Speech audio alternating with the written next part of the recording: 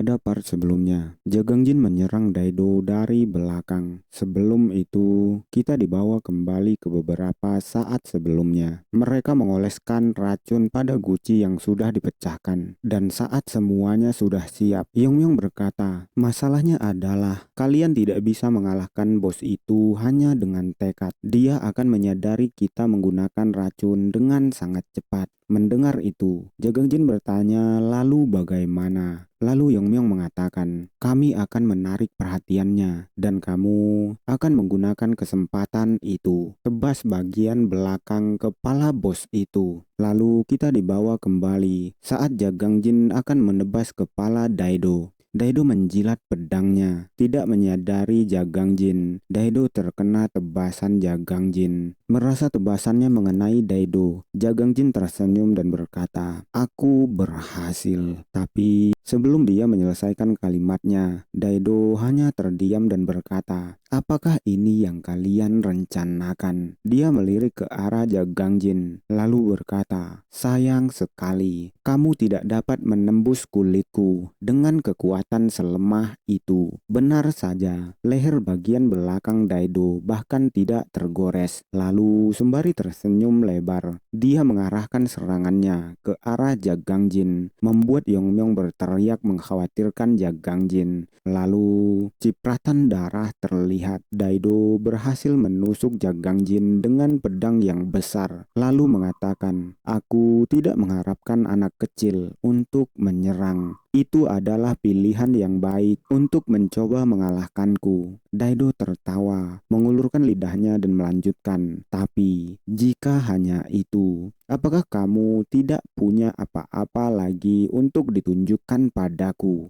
Mendengar itu, Jagang Jin yang menahan sakit tusukan pedang besar bergumam, "Jika aku menyerah di sini, semuanya akan mati. Ada sesuatu yang hanya bisa aku lakukan." Lalu, Daido mencabut pedangnya, menyipratkan darah dari tubuh Jagang Jin. Daido berkata, "Jika tidak ada yang lain, haruskah aku melanjutkan dan mengakhiri kalian?" Merespon itu, seorang pria yang berdiri di samping Yongmyong berteriak sembari mencoba menyerang Daido berkata, "Dasar keparat." Tidak hanya pria itu, bahkan semua tawanan yang masih di dalam gerobak melompat menyerang Daido berteriak meminta Daido mati. Karena Daido adalah monster. Karena hal itu, Daido tersenyum dan menyiapkan senjatanya. Melihat hal itu, Yongmyong berteriak meminta mereka untuk tidak menyerang Daido. Di sisi lain, Jagang Jin yang sudah terkapar mulai bangun, lalu menghitung 1. Dan Daido menebaskan senjatanya, membuat ledakan yang sangat besar sampai menghancurkan jalanan. Debu-debu beterbangan menutupi pandangan Yongmyong, dan saat Yongmyong membuka matanya, dia dibuat sangat terkejut. Semua anggota klannya mati. Dia berteriak tidak percaya akan apa yang terjadi di depan matanya. Lalu, sembari berjalan mendekati Yongmyong yang sudah kehilangan harapan, Daido berkata, "Kamu bilang kamu adalah wakil komandan." Lalu, sembari menjilat pedangnya, Daido bertanya, "Bagaimana rasanya melihat orang-orangmu mati, yang lemah, memiliki kehidupan yang menyedihkan?"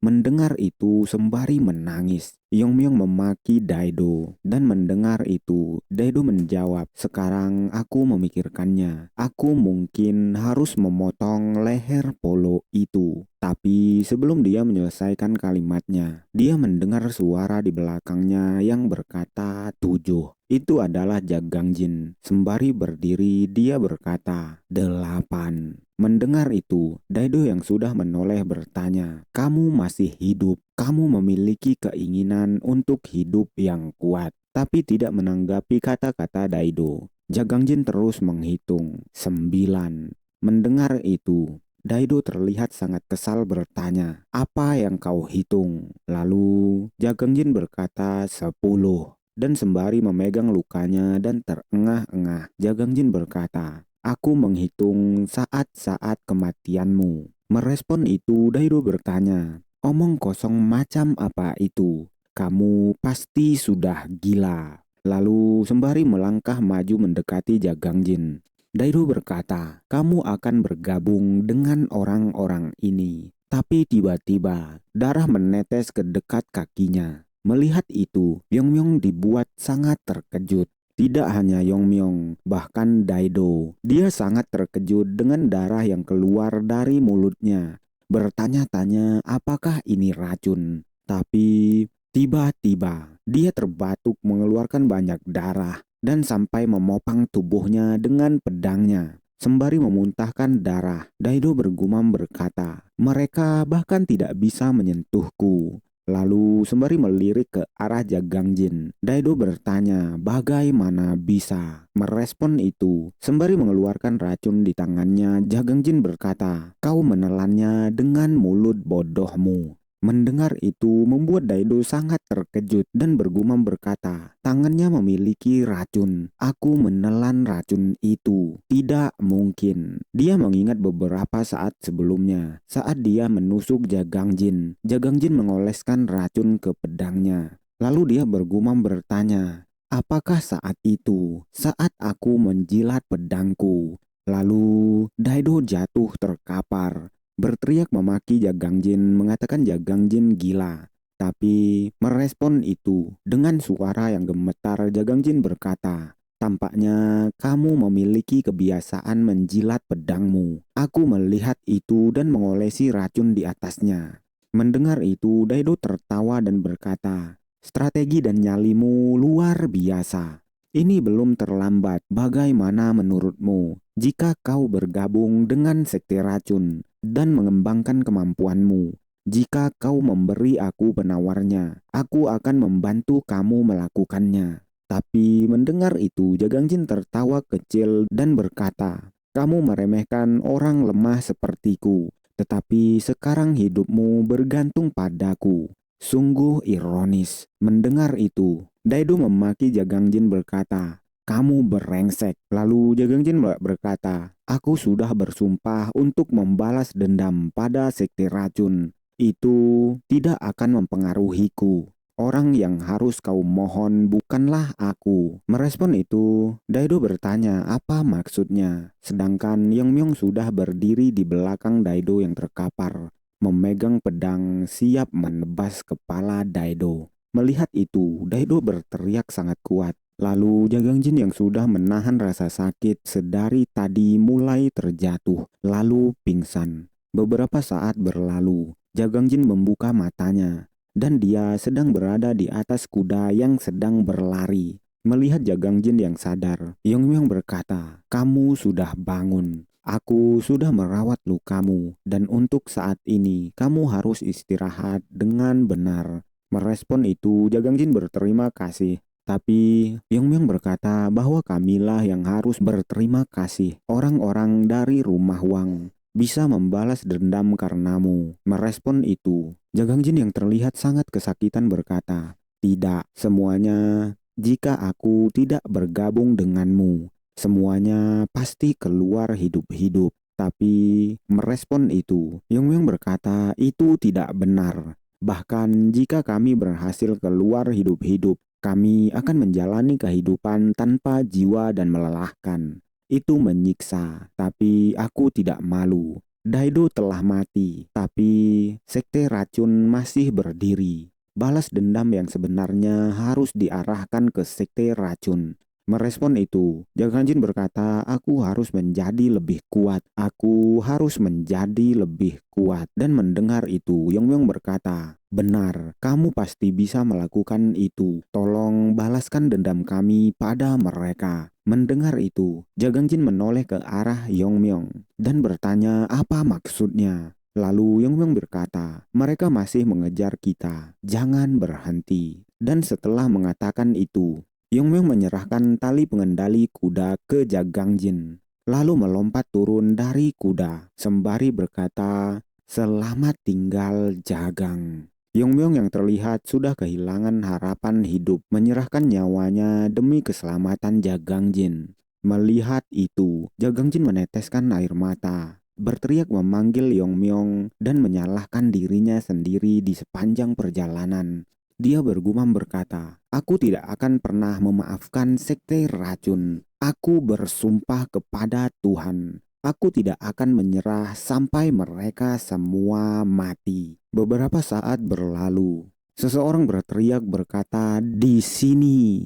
Itu adalah rombongan bala bantuan dari sekte racun. Mereka dibuat sangat terkejut dengan apa yang ada di sana. Bertanya-tanya bagaimana bisa. Apa yang terjadi di sini? Daido dan semua prajurit yang dibawanya mati tergeletak dengan penuh darah. Tidak hanya Daido, bahkan para tawanan. Mendengar berita itu, ketua sekte racun berteriak marah berkata, "Dasar para idiot tidak berguna. Bagaimana bisa kalian kehilangan satu sandera? Bukankah kamu mengatakan bos itu juga ada di sana? Bagaimana ini bisa terjadi?" Merespon itu, pria yang dimarahi oleh ketua sekte racun hanya terdiam, lalu berkata, "Daido terbunuh." Itu membuat ketua sekte racun sangat terkejut, bertanya apakah itu benar. Lalu dia berteriak semakin marah berkata, "Kita telah bekerja sangat keras untuk sampai ke sini. Semua ini tidak bisa berakhir dengan sia-sia." Lalu dia meminta semua anak buahnya untuk menemukan Jagangjin dengan cara apapun. Tidak peduli apapun, Grandmaster Baeklijong tidak boleh mendengar ini. Tapi tiba-tiba suara seseorang berkata, "Apa maksudnya?" Itu adalah Baeklijong. Dia berjalan mendekati ketua sekte racun dan meneruskan, "Apakah itu benar, Komandan?" Melihat itu, ketua sekte racun dengan suara gemetar berkata, "Grandmaster, kenapa Anda ada di sini? Kenapa meninggalkan perjamuan?" Merespon itu sembari menggendong kedua tangannya. Baeklijong berkata, "Itu tidak sesuai seleraku. Aku akan berangkat besok saat fajar." Merespon itu, ketua sekte racun mendekatinya dan berkata dengan gemetar, "Kami akan menyelesaikan masalah ini. Beri kami waktu." Merespon itu, Baeklijong berkata, "Semua faksi yang membentuk federasi memiliki satu batu besar. Apa gunanya batu yang hancur karena tekanan paling ringan?" Lalu dia melirik ke arah ketua sekte racun dan melanjutkan, "Jika perilaku memalukan seperti ini berulang kali dilakukan." Merespon itu, ketua sekte racun berteriak berkata, "Kami akan menangkap bajingan itu dengan segala cara. Beri kami kesempatan lain untuk membuktikan diri." Dan mendengar itu, sembari melirik, Baeklijong berkata, "Jika demikian, maka ini akan menjadi ujian terakhirmu. Ingat ini, jika kamu gagal kali ini, sekte racun tidak akan memiliki masa depan." Mendengar itu, ketua sekte racun sangat terkejut mengeratkan giginya, mengeluarkan banyak keringat, takut apa yang sudah dia usahakan selama ini gagal begitu saja. Lalu sembari berjalan, ketua sekte racun berkata, "Sialan." Dia masuk ke sebuah ruangan, berteriak memanggil Mangryo tua, dan bertanya di mana Mangryo. Ternyata Mangryo masih hidup dan dalam perawatan. Mangryo terlihat sangat tersiksa oleh racun yang diberikan Jagangjin. Melihat Mangryo, ketua sekte racun terlihat menahan amarahnya berkata, "Orang yang melakukan ini padamu berhasil melarikan diri dari wilayah sekte racun." Mendengar itu, Mangryo terlihat sangat terkejut, lalu mengeratkan giginya dan berteriak sangat keras, tidak percaya akan apa yang didengarnya. Lalu ketua sekte berkata, "Kaulah yang membawanya ke sini. Kita harus menangkapnya." Lalu ketua sekte bertanya, apakah ada cara? Melihat Mangryo yang bergumam, ketua sekte mendekatkan kepalanya mencoba mendengar apa yang dikatakan Mangryo. Dan saat sudah mendengarnya, kepala sekolah dibuat terkejut. Dan setelah itu, beberapa minggu berlalu begitu saja. Di sebuah hutan, terlihat kelinci kecil sedang memakan rumput. Dan dia dikejutkan oleh 3 buah beri di sampingnya. Melihat 3 buah beri itu, kelinci itu tidak bisa menahan laparnya dan langsung memakan 3 beri itu. Tapi sialnya, terlihat Jagangjin memegang beri yang tersisa. dan kemungkinan dia sudah meracuni beri yang diberikan ke kelinci. Lalu beberapa saat kemudian, Jagangjin bergumam berkata, "Sudah beberapa minggu sejak aku melarikan diri dari sekte racun. Meskipun aku tidak mengalami luka parah, pemulihanku berjalan dengan sangat cepat. Apakah ini hasil dari semua eksperimen yang aku derita?" Dia memanggang kelinci yang baru saja ditangkapnya, lalu melanjutkan gumamannya berkata, "Aku telah sembunyi dari semua kejaran sekte racun, tapi tidak ada yang berubah jika aku terus sembunyi. Sekaranglah waktunya bagiku untuk bergerak." Lalu setelah memakan kelinci bakarnya, Jagangjin pergi ke desa. Berjalan-jalan di desa melihat ke kanan dan ke kiri. Para pedagang, warga, bahkan ibu dan anak yang membuatnya teringat pada ibunya. Tapi dia tidak ingin mengingat hal itu dan bergumam berkata, "Untungnya aku tidak akan bertemu siapapun dari sekte racun." Lalu sembari berjalan lagi, dia melanjutkan gumamannya bertanya, "Apa yang harus aku lakukan?" Menemukan informasi tentang sekte racun. Aku harus mencari informasi tentang sekte racun. Lalu di sebuah rumah makan, Jagangjin masuk ke sana dan seorang pelayan menyambutnya berkata, "Selamat datang." Merespon itu, Jagangjin berkata, "Saya ingin menanyakan sesuatu kepadamu. Apakah mungkin ada rumah atau keluarga di lingkungan ini yang mencari pembantu? Keluargaku dirampok oleh bandit dan aku kehilangan semuanya. Aku harus hidup sendiri mulai sekarang. Dan aku ingin bekerja sebagai pelayan dan mendapatkan makanan." Mendengar itu, terlihat khawatir, pelayan itu berkata, "Sungguh malang. Maka pergi ke rumah kaya akan bagus. Seluruh area ini adalah tanah kepala yang. Jadi kamu harus pergi menemuinya. Keluarganya adalah salah satu yang paling berkuasa di Unnam." Merespon itu, Jagangjin bertanya, "Bagaimana dengan sekte racun?" Merespon itu, orang yang sedang makan di sana berkata, "Sekolah racun bukanlah tempat untuk orang sepertimu. Akhir-akhir ini sangat bising di sana." Mendengar itu membuat Jagangjin penasaran dan bertanya mengapa. Menjawab itu, orang itu berkata, "Apakah kamu tidak tahu? Sekte racun baru-baru ini diserang oleh sekte medis. Mereka mengatakan itu untuk menghentikan kemajuan sekte racun di dunia. Banyak orang meninggal dan terluka. Mereka semua tampak seperti sekelompok orang kasar." Mendengar itu, Jagangjin bergumam berkata, "Sekte racun. Mereka bertingkah seperti korban." Lalu pria itu melanjutkan, "Mereka telah ditangkap dan diarak keliling desa, lalu akan dikirim ke tambang. Kalau aku tidak salah, sepertinya itu adalah klan Bunga Putih." Mendengar itu, membuat Jagangjin sangat terkejut, lalu berteriak bertanya, "Apakah kalian tahu kemana orang-orang itu dibawa?" Merespon itu, pria itu menjawab, "Mereka bilang mereka akan dibawa ke pertambangan di Namhua." Merespon itu, Jagangjin bertanya di mana tepatnya, dan pria itu berkata, "Tidak banyak tambang di Namhua, tapi kenapa kamu?" Sebelum pria itu menyelesaikan kalimatnya, Jagangjin berlari keluar restoran terlihat sangat marah, membuat sang pelayan wanita dan pria itu terkejut karenanya. Memanggilnya tapi tidak digubris oleh Jagangjin. Sembari berlari, Jagangjin bergumam berkata, "Ada lebih banyak yang selamat dari klan Bunga Putih. Itu berarti ada yang selamat selain diriku.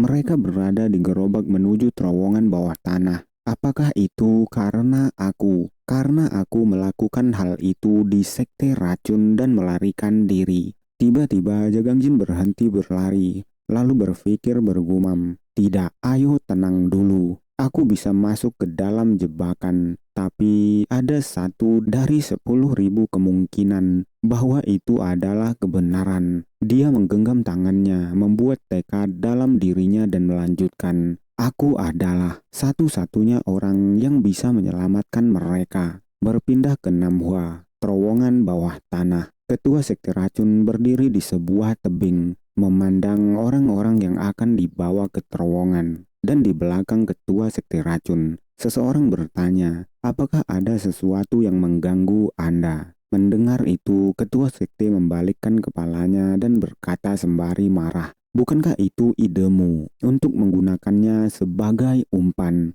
Tapi bahkan seekor semut belum datang." Merespon itu, orang di belakangnya berkata, "Dia melakukan ini padaku untuk membalas dendam keluarganya. Dia hanya bersembunyi sekarang. Itu adalah Mangryo." Dia melanjutkan, "Dia pasti akan menunjukkan dirinya. Sabar saja." Menjawab itu, ketua sekte berkata, "Kelangsungan hidup klan kita bergantung pada hal ini. Namun, kamu tampak tenang, Ketua Mangryo." Mendengar itu, ketua Mangryo tertawa, lalu sembari terlihat sangat marah berkata, "Bagaimana mungkin?" Lalu dia bergumam, "Bagaimana aku bisa tenang? Aku mungkin yang paling bersemangat. Aku menjadi bersemangat hanya karena memikirkan tentang merobek bajingan itu. Aku harus menahan rasa sakit selama berhari-hari sampai ramuan dari semua penawar bisa dibuat. Aku pikir aku akan menjadi gila karena mengigau. Satu-satunya hal yang terukir dengan jelas dalam ingatanku adalah namanya. Pertama kakiku, lalu mataku.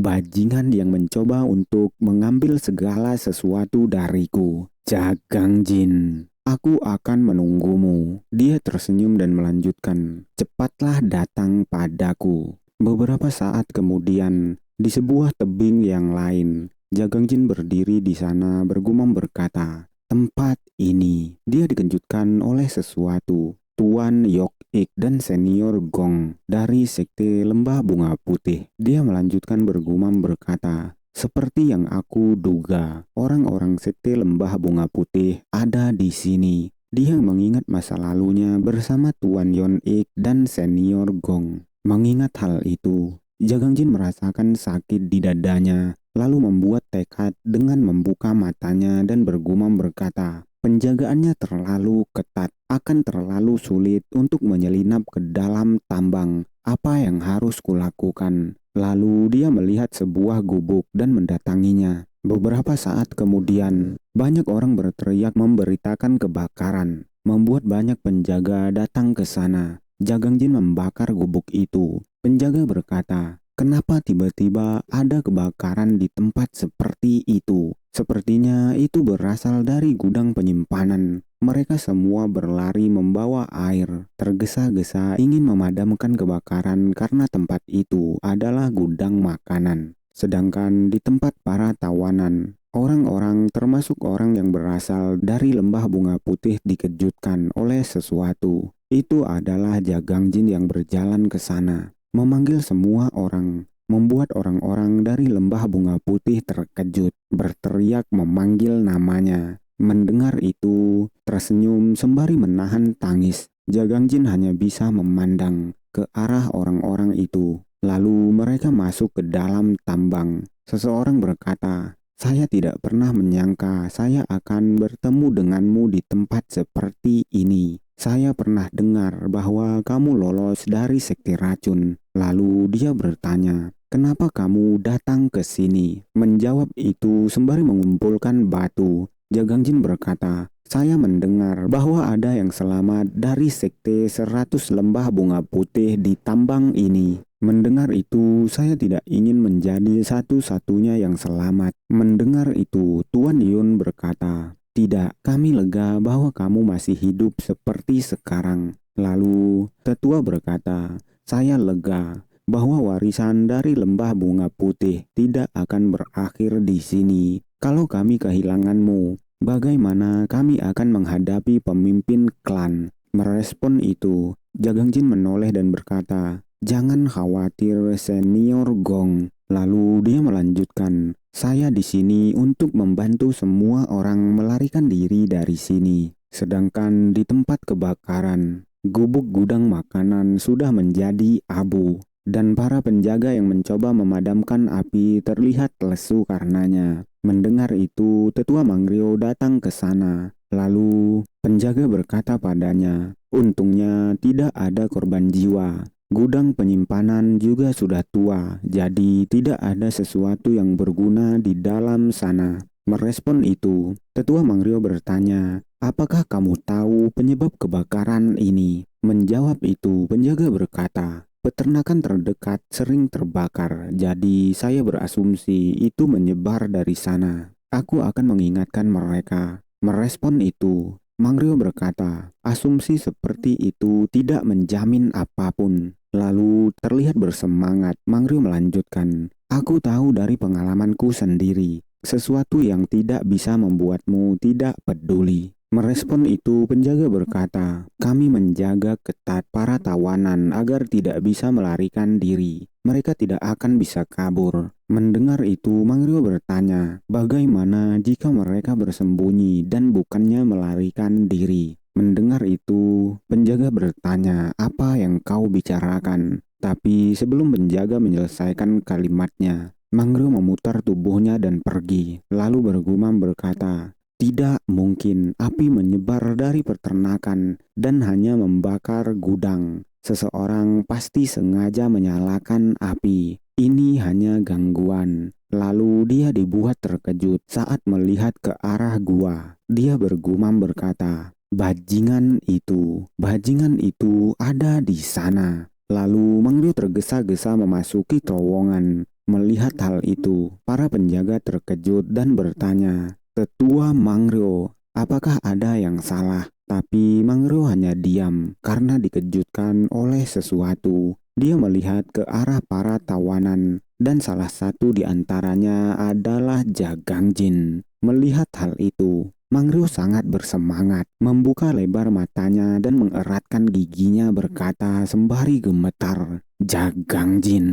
Tapi saat dia akan melangkah ke sana, dia tiba-tiba berhenti dan bergumam, "Tidak, pikirkan seberapa banyak waktu yang saya habiskan untuk menunggumu dengan kesakitan. Apakah aku ingin benar-benar membiarkan ini begitu mudah? Tentu tidak. Aku akan membunuhmu sendiri ketika kamu memiliki harapan untuk melarikan diri." Dia tersenyum dan menyebut nama Jagang Jin. Lalu beberapa saat kemudian, dia masuk ke sebuah rumah berteriak dengan semangat berkata, "Kabar baik, Tuan Aliansi. Sepertinya saya benar. Jagang Jin, dia muncul di sini sendirian, dan aku mempersiapkan penjaga untuk mengawasi mereka." Mendengar itu, seseorang merespon berkata, "Itu hebat. Sepertinya masalah itu diselesaikan dengan bersih." Hal itu membuat Mangrio terkejut, karena itu bukanlah tetua aliansi. Melihat pria itu,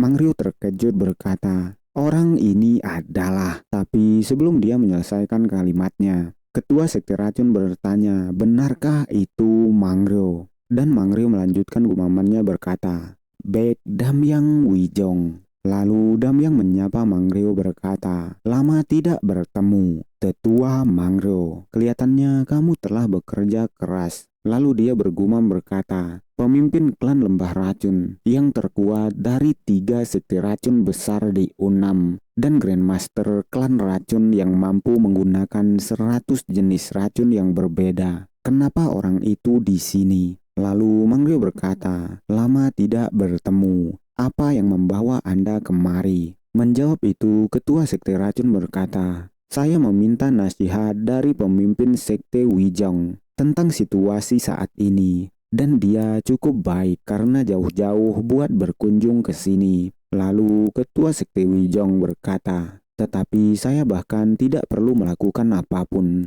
Namun saya masih punya beberapa hal untuk didiskusikan. Jadi saya yakin saya di sini pada waktu yang tepat." Lalu dia melanjutkan, "Saya menyadari bahwa sekte racun baru-baru ini telah menempatkan diri mereka di luar sana untuk bergabung dengan aliansi. Tetapi pergerakan yang lebih besar menyebabkan titik lemah yang lebih besar. Jenderal Baek Lijong menyebutnya sebagai efek samping. Lagi pula kami mendukung Jenderal Baek Lijong dan dia mengizinkan sekte racun untuk mengambil alih sekte kedokteran di Unam. Itulah kesepakatan awal kami. Tapi baru-baru ini Mereka yang melacak pergerakan besar sekte racun telah mulai menyelinap ke dalam aliansi untuk mencoba menyelesaikan kesepakatan kita. Merespon itu, Ketua Wijong berkata, apa yang akan terjadi kalau ada seseorang yang mengetahui tentang keberadaan kesepakatan kita? Kita akan selalu berada dalam bahaya. Merespon itu, Tetua Manggrio berteriak berkata, lalu apa yang kamu pikirkan?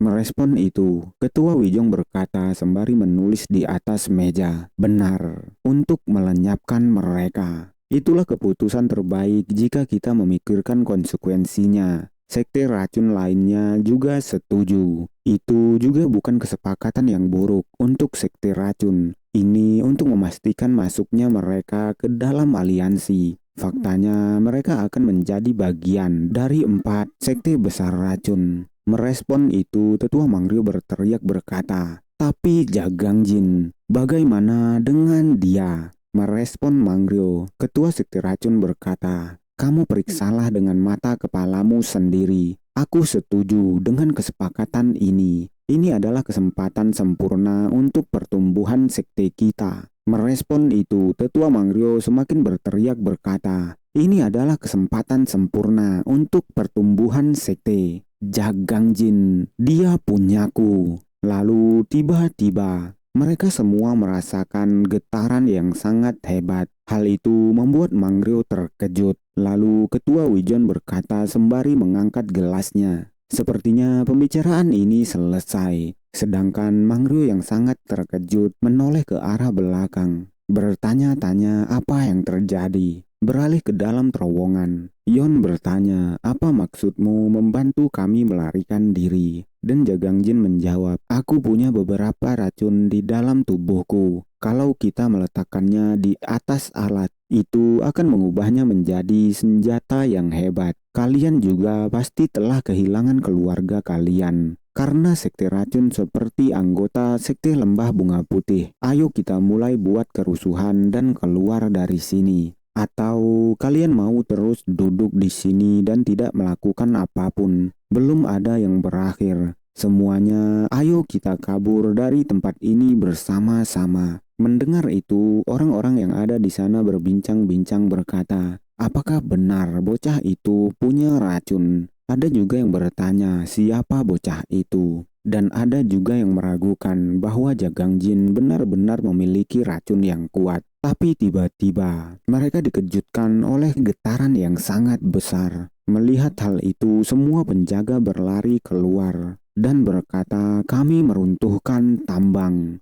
Mendengar itu, salah satu tawanan berteriak, bertanya apakah benar. Lalu bagaimana dengan mereka? Dia juga meminta tolong untuk membawanya. Tapi penjaga berteriak marah, menepis tangannya dan berkata, jangan berani-beraninya kau menggangguku. Dasar bajingan. Kalian bisa tinggal di sini dan terkubur sampai mati. Ini adalah perintah dari atasan. Jangan tersinggung. Tapi sebelum dia menyelesaikan kalimatnya dan kabur, dia tertimpa reruntuhan, membuat para tawanan terkejut, mencoba menutup mata menghindari matanya kelilipan dari reruntuhan. Sedangkan para tawanan yang jauh dari reruntuhan bersama Jagangjin terlihat kehilangan harapan, bermuka pucat dan hanya diam. Melihat itu, hampir semua tawanan terperosok ke tanah, menangis, berteriak, kehilangan harapan mereka untuk hidup. Jalan keluar dari tambang sepenuhnya tertutup oleh timbunan dari longsor.